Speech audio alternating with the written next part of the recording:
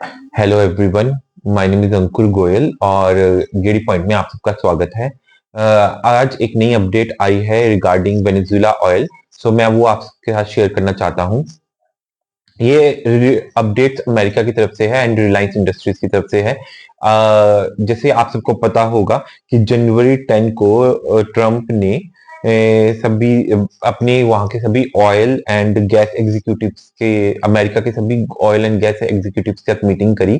और इस मीटिंग के अंदर उन्होंने वेनेजुएला के अंदर जो ऑयल है एक्सट्रैक्शन करना है उनके अपनी ऑयल कंपनीज को मनाया। इसके अंदर बेसिकली दो कंपनीज जो बेसिकली सामने आई है, एक तो शेवरॉन ऑयल कंपनी है और एक दूसरी है एक्सॉन मोबिल मोबिल कंपनी है। ये दो कंपनीज हैं जो बेसिकली वेनेजुएला के अंदर ऑयल एक्सट्रैक्शन करना चाहती हैं।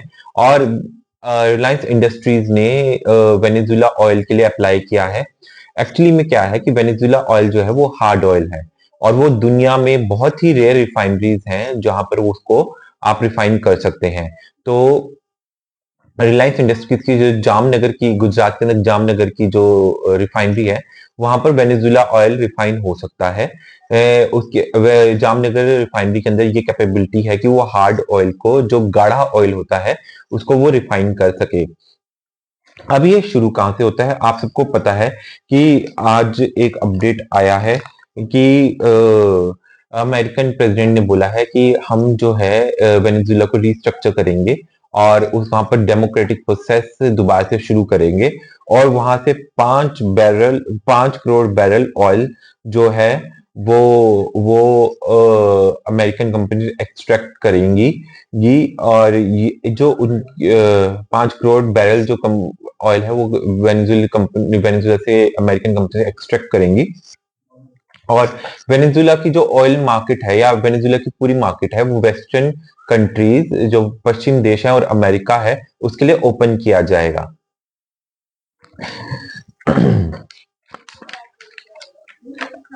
आपको ये तो पता ही दिया है कि रिलायंस इंडस्ट्रीज के साथ नया परचेज के लिए रिलायंस इंडस्ट्रीज ने अप्लाई किया वेनेजुएला ऑयल के लिए।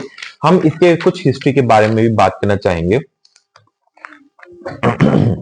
जैसे कि वेनेजुएला हिस्ट्री में वेनेजुएला ऑयल इंडिया पहले परचेज करता था। 2016 से लेकर 2019 तक 3 लाख बैरल तेल प्रतिदिन, ये प्रतिदिन का है, 3 लाख बैरल तेल प्रतिदिन वेनेजुएला ऑयल भारत परचेज करता था। फिर 2018 में आते आते ये हमारी कुल जरूरत का वेनेजुएला ऑयल जो है 6.7 कुल जरूरत का वेनेजुएला ऑयल हम भारत में आने लगा। फिर इसके बाद ट्रम्प आए। ट्रम्प आने के बाद उन्होंने वेनेजुएला ऑयल के ऊपर कुछ सैंक्शंस लगाए। सैंक्शंस लगाने के बाद ये 1.1% रह गया हमारा पूरी की पूरी हमारी जरूरत का, तो कम हो गया।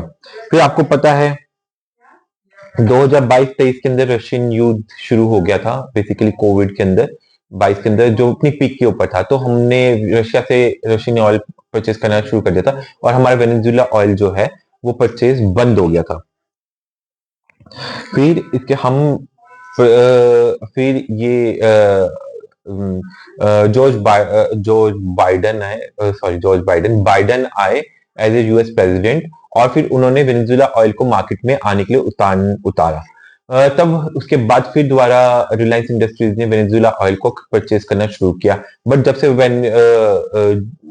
ट्रम्प साहब दोबारा से आए थे, ट्रम्प प्रेसिडेंट ऑफ अमेरिका दोबारा से आए, तो उन्होंने 25% टैरिफ लगा दिया था वेनेजुएला ऑयल के ऊपर। तो रिलायंस इंडस्ट्रीज ने वेनेजुएला ऑयल को परचेज करना बंद कर दिया था और रशिया से डायरेक्ट ऑयल मंगवाते थे और उसी को रिफाइन करके यूरोपियन बाजार, इंडियन बाजार और अमेरिकन बाजार के अंदर उतार रहे थे। नाउ आप सबको इसके ये तो अपडेट आपको मिल ही गया है। इस वेनेजुएला इन्वेजन वगैरह के ऊपर मैं एक छोटी सी अपडेट और व्यू पॉइंट आपको देना चाहूंगा। आपको पता है कि अमेरिकन जो इलेक्शन हुए थे अभी, प्रेसिडेंशियल इलेक्शंस, उसके अंदर जो ट्रम्प को सपोर्ट किया था वो सारी सारी ऑयल कंपनीज ने सपोर्ट किया था। तो to support the oil, now जब अमेरिकन प्रेसिडेंट ट्रम्प बन गए तो उन्होंने पे बैक करने के लिए ऑयल कंपनीज को वेनेजुएला के ऊपर स्ट्राइक की। मींस स्ट्राइक नहीं किया, एक किस्म से अपनी दादागिरी दिखाते हुए उन्होंने अमेरिकन वो वेनेजुएलियन प्रेसिडेंट को उठा लिया। और उनको अपने यहाँ पे बंदी बना लिया। अब जो है एक किस्म से पपेट गवर्नमेंट है वेनेजुएला के अंदर, जो अमेरिकन की बात मान रही है और अमेरिकन को वेनेजुएला ऑयल दे रही है तो उन अपने अपने डीलर्स को, अपने सभी उसको खुश करने के लिए अपने सभी ऑयल कंपनीज को खुश करने के लिए जिन्होंने उनको सपोर्ट किया था प्रेसिडेंट ट्रंप को, तो उन्होंने ये सारा काम किया। अब रिलायंस इंडस्ट्रीज क्यों अप्लाई करना चाहती है? क्योंकि एक तो वो हार्ड ऑयल को, मतलब कि जो गाढ़ा ऑयल है उसको वो रिफाइन कर सकती है, और इसमें अब मैं रिलायंस इंडस्ट्रीज इतना बढ़ चढ़ के भाग तो ले रही है, ये हमें तभी से क्लियर हो जाता है जब ट्रंप के शपथ ग्रहण समारोह के अंदर रिलायंस के इंडस्ट्रीज के चेयरमैन मुकेश अंबानी वहां पर दिखे थे उनके शपथ ग्रहण समारोह के अंदर। और अभी ट्रंप का एक गल्फ दौरा भी हुआ था जिसके अंदर कतर के अंदर मुकेश अंबानी फिर दोबारा ट्रंप से मिले थे। और जहां तक हमको लगता है कि मेरा विचार है कि उनकी ऑयल के रिगार्डिंग कुछ बात हुई होगी, और वो अमेरिकन एडमिनिस्ट्रेशन के बहुत करीब भी हैं मुकेश अंबानी। सो उनको इसमें कोई वो डाउट नहीं है कि क्या अब रिलायंस इंडस्ट्रीज क्या पता कि रशियन ऑयल लेना बंद करे और वेनेजुएला ऑयल खरीदे, क्योंकि वेनेजुएला ऑयल जो है वो गाढ़ा ऑयल है, और गाढ़ा ऑयल जो होता है उसको रिफाइन करना मुश्किल होता है, तो हर जगह वो रिफाइन भी नहीं होता, तो वो सस्ता बिकता है क्योंकि हर रिफाइनरी को खरीद नहीं सकती, तो थोड़ा सस्ता ही मिलता है। तो इसी ऑयल के ऊपर मेरे ख्याल से मुकेश अंबानी की नजर है, और वो इस सस्ते ऑयल को खरीदेंगे और रिफाइन करेंगे और यूरोपियन बाजार के अंदर, इंडियन बाजार के अंदर उतारेंगे।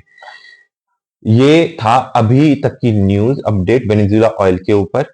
अगर आपको ये ब्लॉग अच्छा लगा हो तो इसको, चैनल को सब्सक्राइब करें और वीडियो को लाइक करें और कमेंट डालना जरूर प्लीज भूलिए मत।